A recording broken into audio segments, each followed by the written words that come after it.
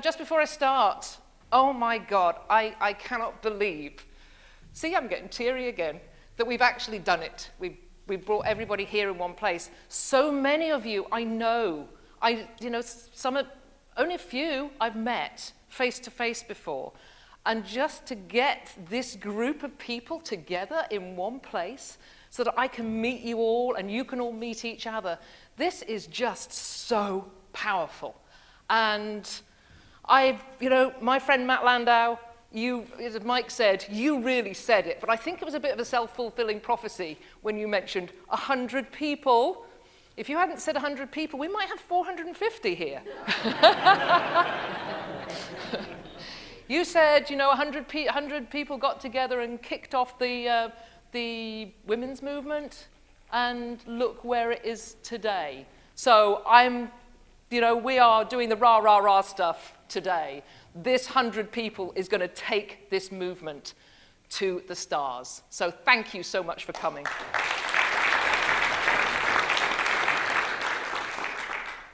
But I really want to know if you know what your purpose is. Do you know what your purpose is? And I don't mean existentially, what is my purpose of life? What's my purpose of being here? What is your purpose? Do you know what your real purpose is for being in this business that brings us challenges, it brings us joys, it brings us laughter. And oftentimes, and certainly for us, I'm running a vacation rental management company. It brings us tears sometimes. I heard a laugh from over there, and I'm going to get you to stand up, Caitlin, because she wouldn't have wanted me to do this. Caitlin is the marketing manager for Cottage Link Rental Management, which is my company. So if you get a chance to talk to Caitlin, she can corroborate some of the things I'm going to say today about being a property manager. So thanks, Caitlin. Sorry about that. I'll get that on Monday. So, asking you about your purpose. So, do you know what your purpose is? I go out and see maybe 50 or 60 new properties every year for our management company. And the process is usually the same. I will give them a pre-visit questionnaire. This is what I want in place when I come and see you. And more often than not, that is not in place. I want a photo-ready property, and it's not very often we get the photo-ready property. More so, people are just wanting to know what it's about. So I get to the properties, and we do the tour, and then I sit down, and I'll ask them, what is your purpose? And what I get back is goals. They tell me what their goals are.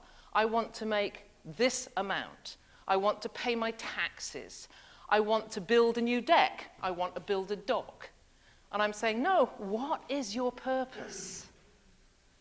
And I have never yet had an owner, maybe one day this will happen, an owner who says to me, my purpose is to create the most magical experience I can for my guests.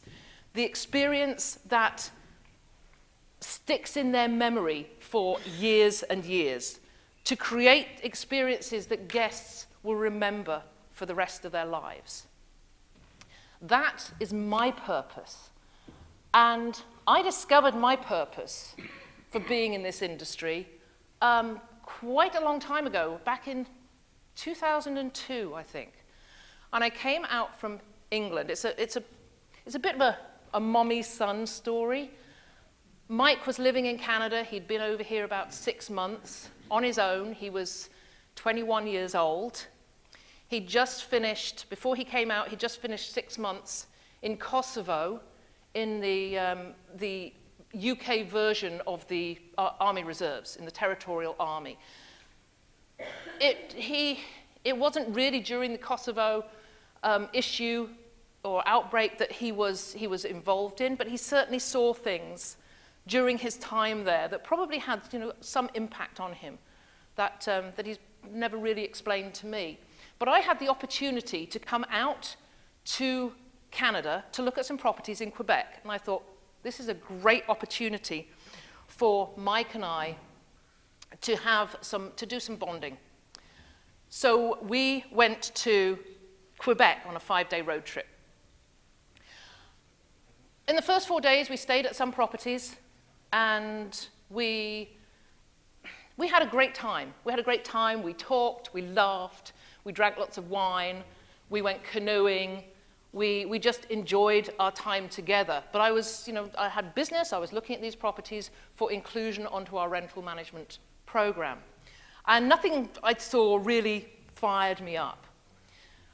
But there we were on the last night. We were in a new development in a place. One of our attendees here today has a property up there. It's called Mont-Tremblant in Quebec. And it was a new development, and it was a nice, very nice property. And it was a lovely last evening. We'd had a steak. We had a bottle of wine. And just afterwards, Mike went out to the car to get something, and he came running back in, and he said, Mom, come and look at this. And I thought, what, raccoons? Raccoons? Moose? Am I going to get to see a moose? And I went outside, and I said, oh, Mike, there must be something going on at Mont-Tremblant. There must be something going on, because the sky was full of light. And I had never seen anything like this before. And do you know, looking at this now, I can feel those same prickles coming up on the back of my neck when we actually realized we were seeing the Northern Lights for the first time. And this is something that's on people's bucket lists, and a fraction of you in this room will ever get to see this fabulous phenomenon. And we lay there on blankets for over an hour and watched nature's display. It was the most unforgettable experience of our lives. The following day, we went on home, and we were talking about the places we'd been to. And I was saying that I couldn't remember some of them. But this last place, I could remember absolutely everything. I could remember the pattern on the dishes. I could remember the feel of the sheets. I could remember the smell of the pine in the place. And 14 years on, I can still remember every single aspect of that property. And the reason is, and it's a psychological phenomena, that when you experience something amazing, you remember all the things that are in the periphery of it. I'd love to be able to switch on the Northern Lights for our guests. I'd love to have that tick box that you go, yep, Northern Lights, we'll have them on at 9 o'clock on this evening, and create that amazing experience. But that's just not possible. It's a bit like if you live in areas where people go whale watching, or there's dolphin trips. You can't guarantee they're going to see these things. It would be very nice if they did, but you just can't guarantee it. So we can't switch on the Northern Lights, but we can create something ourselves that's magical for your guests. So that became my purpose, and I'd like you to take away from this the thought of, what are my Northern Lights? Have a think about it. What are your Northern Lights?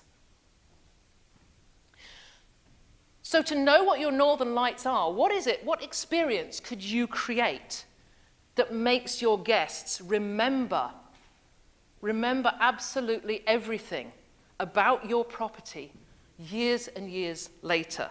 Well, first of all, you've got to know them. You've got to know your guests, identify their needs and their wants, and then, in order to fulfill their needs and wants, you've got to go that extra mile. And I know with this group here, I am preaching to the converted. You know this stuff. But my goal here is to make you go that little bit deeper, to go deeper into creating experiences so that they are so tailored for your guests that they feel so special, so individual. They feel that you have given them something that they will remember forever. So there we are. We're going to be talking about rich guest profiling. which is a bit of sublime to ridiculous going from this wonderful talk about Northern Lights, and isn't that wonderful, to, right, now we're going to profile our guests. But that's exactly what hotels are doing to make special experiences for their guests. And at one time, rich guest profiling, how do you say that? Is it rich guest profiling or rich guest profiling? Well, in fact, it used to be rich guest profiling because it was only the top-end hotels that could do this. They had the facilities, the wherewithal, and actually they were the only ones that were wanting to make their guests feel special. But now the majority of hotels, hotel chains, are doing this because they want to collect information and to use it to maximize their guests' experience. And they do it in small ways. Definitely not Northern Lights stuff, but they're getting there. And it could be just providing the coffee or tea that you actually drink. I go to hotels a lot when I'm going to conferences and I can't stay at a vacation rental, or even to vacation rentals. Yeah, let's stick with vacation rentals. I go there, I'm a Brit, I drink tea. I find that's a sort of a simple thing. If I'm coming to one of your places, I would sort of like it if you recognize that I am from England and I'm a tea drinker, and provide me with a kettle. That would be my Northern Lights. If I can walk into your place and there's a kettle there, it's like, yes! I don't have to go out, which I have done on the last 2 occasions, and this is in the Bahamas, where everything you buy has just up to 60% tax on it. So the kettle that you'd buy for $25 here is going to be significantly more than that. And the last 2 occasions, I've had to go out and buy a kettle. And my first morning in that property has been spent grumbling. Doesn't matter how nice it is, but I'm grumbling because I have to boil. When I talk about it, it seems, maybe that's a bit petty, but I'm a guest. I'm your guest. I'd like you to think about that. So, yeah, them providing the tea and coffee you like, that is what they're using the profiling for. They'll provide the newspapers that you like to read. So when you get into your hotel room, there is your favorite newspaper. And they're providing the linens that you want, if they'll figure out, and this is particular to hotels because they get a lot of repeat guests, particularly in these chains. So maybe they know from your very first stay, because you said something to somebody, that I really don't like these duvet things. Why can't they go back to the old sheets and blankets? And then they go back the next time, and on their bed is sheets and blankets, and not the thick duvet. So Mike and Andrew experienced this a number of years ago when they went to Thailand, and it was Andrea's birthday. And they were staying at the Hilton, and on her birthday, there was a knock on the door, and a member of the hotel staff arrived with a birthday cake and a card from the hotel saying, "May you have a birthday to remember." Now, they'd got Andrea's birth date off the passport that she presented when she checked in. And somebody on that front desk had written it down. It says Mrs. Mariama. It's actually Mrs. Bayer now. She changed her name. But it was Andrea's birthday, so they delivered the birthday cake. When I told Mike I was going to use that in this presentation, he said, "Funny you should say that." He said, because we were just talking about the other day. It just came up that, wasn't it great that hotel did that for us? And that's 7, 8 years ago now. And Mike, when I talked to Mike and Andrew about it, they said, yeah, we remember every part of that hotel, about that hotel room, and about that day. So what do you think? Do you think intuitive or is it intrusive? Is it personalization or is it stalking? Because this could be creepy. It could be creepy. There was an article in Travel and Leisure magazine asking, is prying the new normal? And there was a story in there of a guest in a Colorado hotel. His name is Danny Meyer. He's the author of a book called Setting the Table. He's a restaurateur. And he'd been out at a meeting, and it was Father's Day. And he got back to his hotel room, and there was a photograph of his family framed on the side of his bed, on the bed table, with a little card from the hotel saying, "Happy Father's Day," from the hotel. Creepy? That to me is creepy. But actually, Danny said it was wonderful. He absolutely loved that. Now, there's a real example of profiling, guest profiling, because they knew who he was, that he'd written this book on customer service. They knew he would like that gesture. Whereas I would think 90% of us in here are going to say, now that is just too creepy. You know, somebody down the bowels of this hotel has been on their computer and they have found out all this information. They've been digging around and found a photograph of my family. That is creepy, creepy. So what information do you collect to get the material to be personalized? Well, you collect information on the fact that this is what the hotels are doing. They're collecting information on families, on their occupations, on their relaxation and activities, and their dreams and desires. John DeJulius gave a keynote presentation at the VRMA conference in San Diego a couple of years ago, and he just fired me up. This guy knows how to do service. John DeJulius started because his wife had a hair salon, and she wasn't getting enough customers. So he turned that salon around by the profiling he did on his customers. And he came up with this. It's the acronym FORD. Easy to remember: family, occupation, relaxation, dreams. And that's the information that he collects on his customers. You could go online and find Heather Bayer. And in 30 seconds, you can find out this about me. I have a primal or paleo lifestyle. I eat lots of meat. Bacon. I eat lots of bacon. I love farmers markets. We never eat out. When my husband and I go on a six-week road trip in our RV in the fall, some of you will know about that. If you listen to my podcast, everybody knows everything about me. You know we go on this long RV trip. In that 6 weeks, we might eat out once. I love to cook in. So when I go to a vacation rental, what good is a list of restaurants to this customer? When I want a list of farmers markets where I can get some free-range eggs, where I can get fresh vegetables. Now, if I had that, wow, that's my Northern Lights. You've personalized this for me.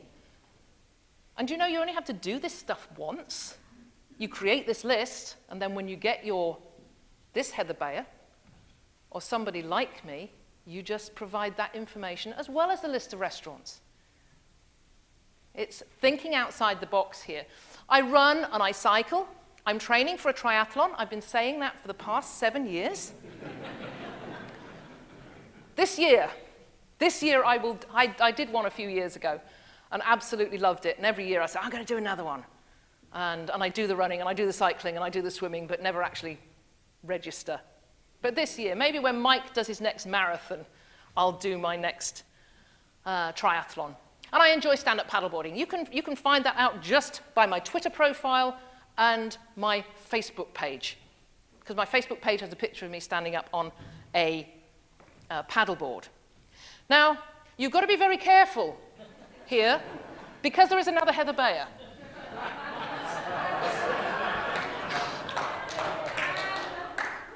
This is not me. And it's definitely not, I don't really aspire to that either. But in 30 seconds of doing this, I found out that this Heather Bayer is a champion bodybuilder.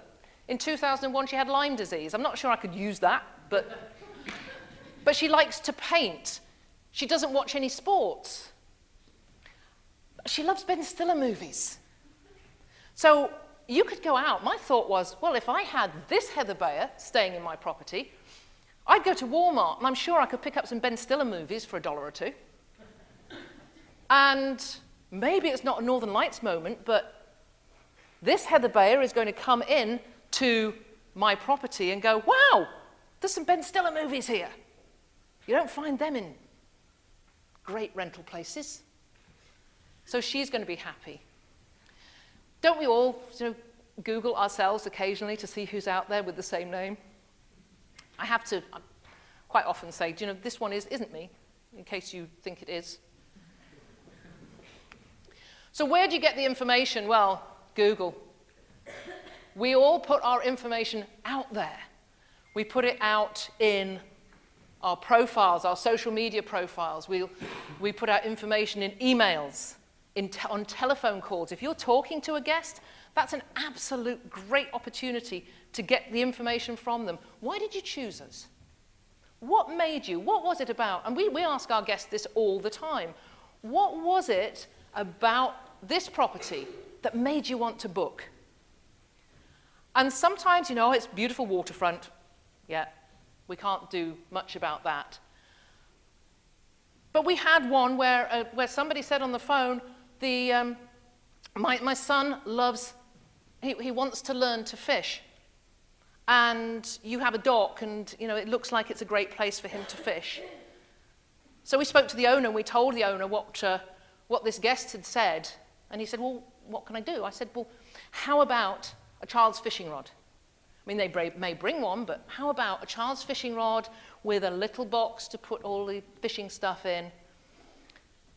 And here's where it gets a bit dodgy. I mean, do you buy worms? Do you buy a little pot of worms and put them in the fridge? Now, this is where, once again, you have to use some real thought before you do it. But they did that. They actually bought this little pot of worms. They put it in a plastic bag and put the plastic bag in a brown paper bag in the fridge, carefully labeled and taped up. Great use for duct tape is to keep your worms safe. And then put it in the welcome letter. Oh, by the way, you mentioned that your son would like to learn to fish. We'd like to make sure he has the best experience. So there's a fishing rod and there's some bait for him. Those people have been back to us for the last 3 years. They love us. And because of that customization. Don't forget reviews. People are out there writing reviews all the time. This is my TripAdvisor page. It tells you that I've written 18 reviews, that I've written 4 forum posts, and there's a couple of photos up there. I haven't got a clue what they were. But anybody could go to my TripAdvisor page, read what I'm saying about places. That's going to tell you what they like and what they don't like. Read their reviews of other properties, if you can find them. Reviews from your guests are going to give you a wealth of information out of them. And don't forget to use the information. Now, here am I going to be really vulnerable and tell you about the day we got it all wrong. And we had guests go into a property. It was a large property, and there were 2 families there. Well, it was a multi-generational family, grandparents, parents, and children. And it was a beautiful sunny morning. Everybody was happy in their properties. About 160-odd families are all happy, and we get this telephone call from this lady. Something awful's happened, she said. Oh, we hate those calls. I mean, we all hate those calls, don't we? Something awful's happened. Okay, that's fine. Tell us what it is. A goose has died on the lawn. This is Canada. We have geese. We have a lot of geese. I mean, usually if somebody says a goose has died, there's a cheer. Only 1 billion more to go. You know, this is quite the usual thing on our lawns and properties. And boy, do Canadian geese poop. Just a brief story, it just sort of came to my mind. We had a new owner who'd never been, it was his first property, and he'd never really been out in cottage country before. And he called us and he said that he'd gone to check his property after the guests had left. And he said, you told me when you took on my property that when somebody brought a dog, they'd clear up after them.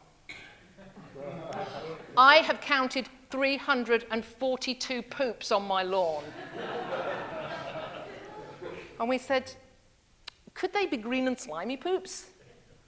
Well, yes, how do you know that? Geese. So this call from this guest, the goose has died on my lawn. So, okay. So what you need to do is under the sink, you'll find some black garbage bags and some rubber gloves. We don't have, this is something for those of you who aren't familiar with our Canadian style of cottaging,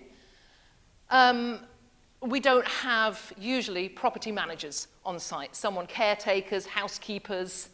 The caretaker might live 30 or 40 kilometers from a property. So we sort of expect that people will have some sort of self-reliance. So under the sink, there's some black garbage bags and there's some rubber gloves. I wonder if, one of your group, maybe one of the guys, would just put on the rubber gloves and go in the garden, put the goose in the bag, and take it to the end of the lane and we'll pick it up. She was absolutely incensed.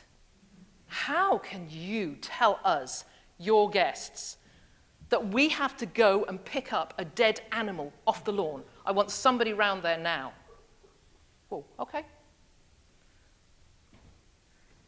We have got nobody to go round to this property. We start calling people, we start calling local contractors, we're calling building contractors in the area. But you try telling a building contractor or asking a building contractor in Ontario to go and pick a dead goose up off a lawn. They wouldn't even do it for money. Well, why aren't they picking up their own geese? So this sort of, cutting a long story short, this went on through the day. And we sort of forgot about it for a couple of hours because the lady hadn't called back. And then she did.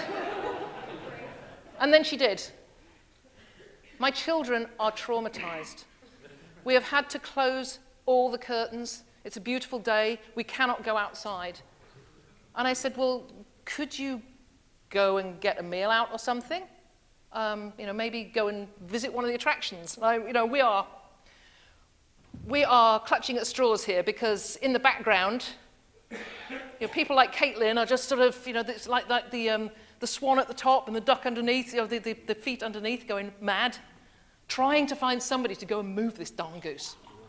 My children are traumatized. We've lost a complete day of our vacation. I can't believe you have done this to us. You have ruined our entire vacation.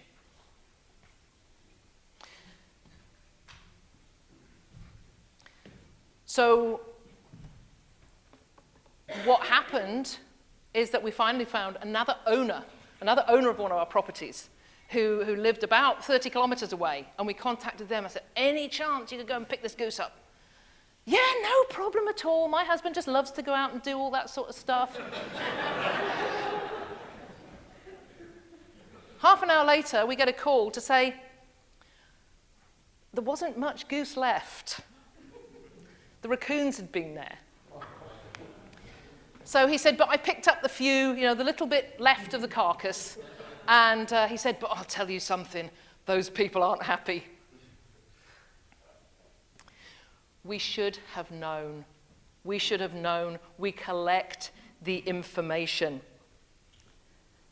We should have known because we had the cues and the clues. This is what they told us when we went into it afterwards. We said, what do we know about these people? Because they clearly don't know anything about the country. They don't own a car. We knew that. They will be renting a vehicle, which means they have probably never been out of the city. It was their first time renting a cottage. They asked questions like, who deals with problems, like burnt out light bulbs? Who will come and change the light bulbs? And they wanted to be near a town with McDonald's and Tim Hortons.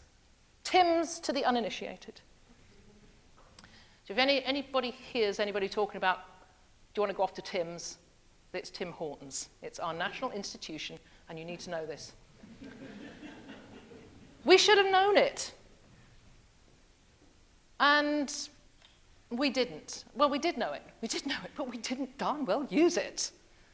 So and we collect this information, a lot of this information we collect on our booking form because we ask people why they chose a property and if they've ever been to cottage country before.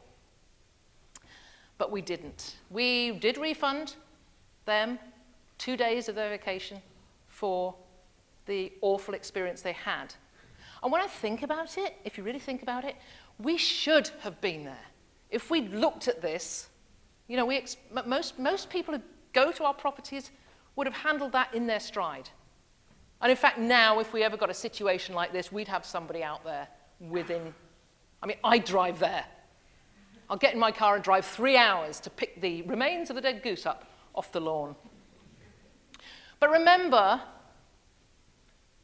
when you're creating experiences, and I'm not saying you should create an experience like that, I'm sort of moving on a little bit, that no one experience fits all. I love frogs. So I'm saying, you know, if in doubt about the sort of experience and about what you're providing to your guests, remember that one size doesn't fit all in the experience level. I love the sound of spring peepers. I absolutely love it. I love the sound of the spring peepers. When we used to come out to Canada in the early days, we'd arrive from Heathrow, and about 6:30 in the evening, we'd drive up to our cottage. I was so anticipating getting there and opening the doors and hearing this, hearing the sound of the spring peepers. Do you know you can get 9 hours of this on YouTube? Apparently it helped, well it did, it helps me sleep. However, I don't know if any of you are familiar with a California owner called Amy Bloomquist. She has a property called Where Water Falls, and it's in a wonderful location. And she has spring peepers, and she told me last week, she said, do you know, I've just had a call from a guest asking us to turn the frogs off, please. And they were serious. What about this one? And I sport my surprise. When we went to Costa Rica, one of the things we wanted, listen to this one.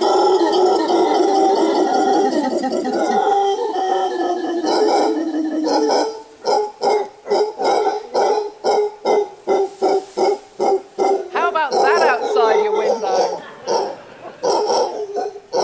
And we had that. We had a shower in this wonderful property, and the monkeys were in the tree. It had no windows. It just had this big open space. So you'd shower, and you got a monkey howling at you like that out through the window. For us, amazing experience. For other people, that's not going to be so good, is it?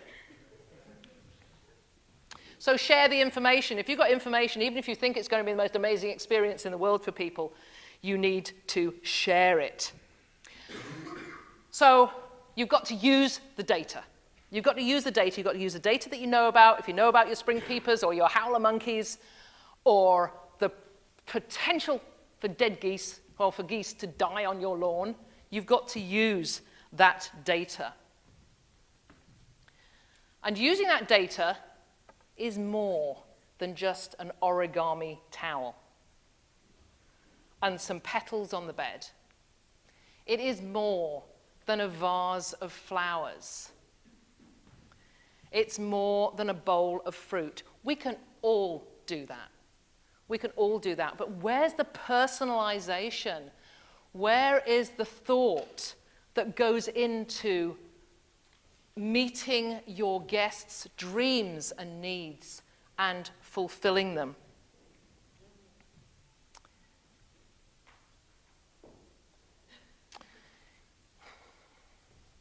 It could be as simple as a tray of gluten-free cookies. If you know that your guests have gluten intolerance, you can find that out. That's easy. You can find out what your guests' dietary needs are. You could always ask them the question. So we've done this at my property at Kingfisher. I home bake occasionally in my 5 spare minutes. And when I've got guests coming in, I cook gluten-free anyway. So I just created this date and walnut squares that I took down to the property one day. And I thought, maybe they'll like those. I didn't know at that time that this family was all gluten-free. This was in the days before I tried to find out. And we got the most amazing response. We got an immediate phone call from the guests saying, how did you know we were gluten-free? We go to places all over the world, and nobody has ever done this for us before. And I'm thinking, wow, that was lucky. I had no idea you were gluten-free, but now our company's peaches and cream because we've met those needs. It could be as simple as something that Mike and Andrea do in their place, and I know a lot of you do this, is a personalized welcome.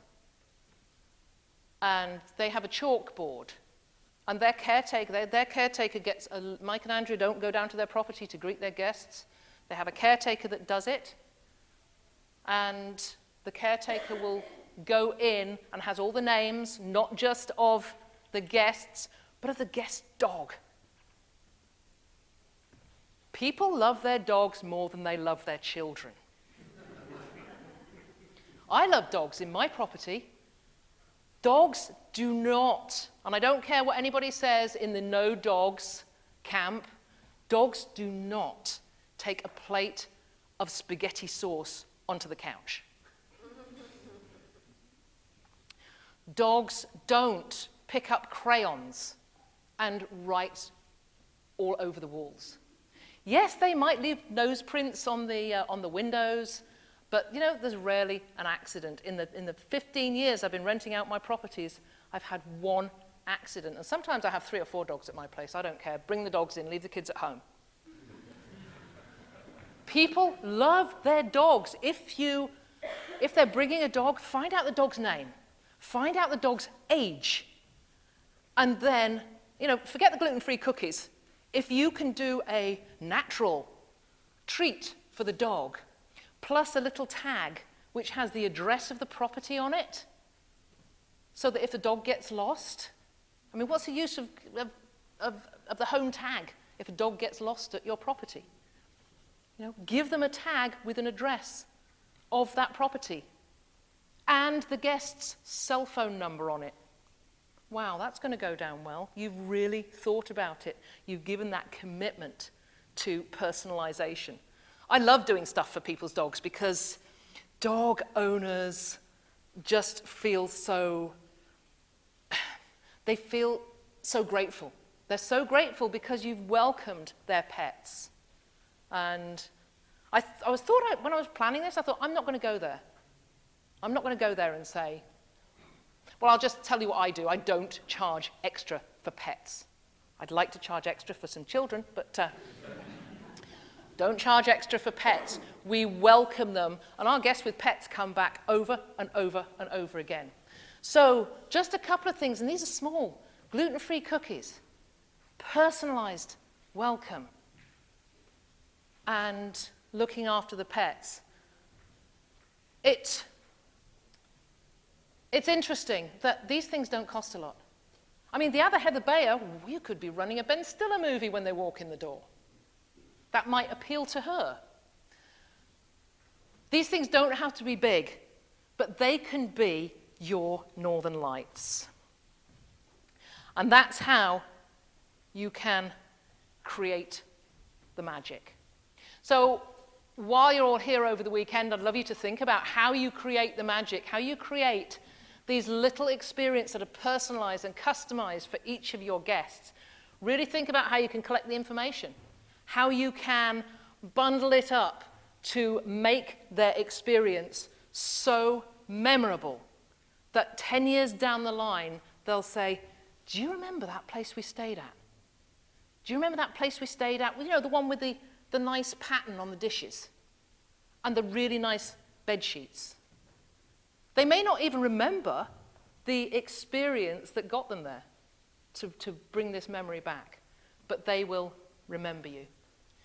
Thank you. Thank you for listening, and I'll talk to you all later.